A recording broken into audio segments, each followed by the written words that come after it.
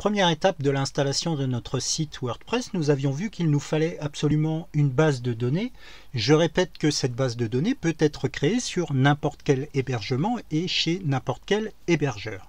Alors moi, je suis chez OVH et j'ai utilisé le système Plesk qui est en fait un système de présentation et de simplification des différentes formalités, mais vous pouvez créer une base de données chez n'importe quel hébergeur. Pour l'exemple, nous allons ici créer notre propre base de données dont nous avons besoin avec cette fonctionnalité. Alors vous voyez qu'il n'existe pas encore de base de données sur cet hébergement qui est actuellement vierge, c'est-à-dire que mon stockage, là où sont stockés mes fichiers et mes bases de données, sont actuellement vides.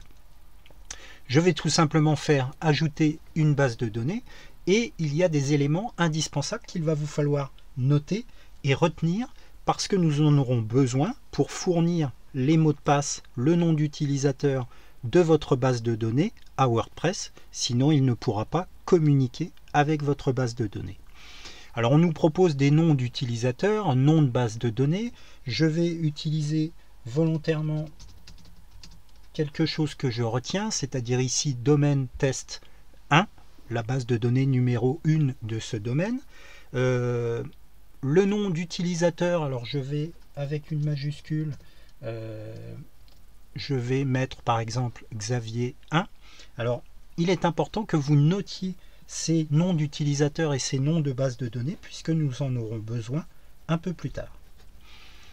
Et ensuite le mot de passe. Alors ici nous allons mettre quelque chose d'assez simple, mais attention, pour des questions de sécurité, pour un site internet que vous utiliseriez tous les jours et pour plusieurs années, il faut absolument sécuriser votre mot de passe avec l'utilisation à la fois de majuscules, de minuscules, de chiffres et de caractères spéciaux.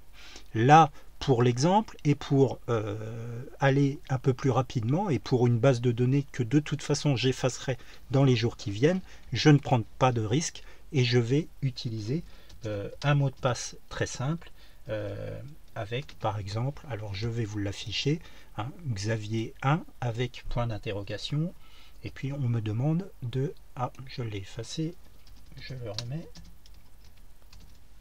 voilà, et on me demande de confirmer ce mot de passe pour être sûr que vous l'utilisez bien.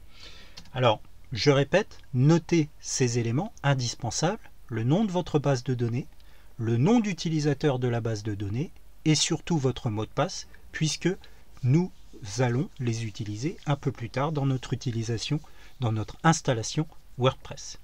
Je vais permettre les connexions à distance depuis n'importe quel hôte.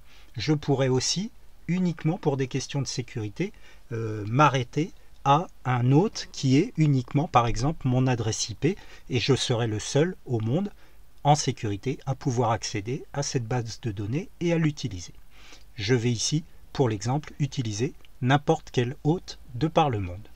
Je lance l'installation et la création de ma base de données.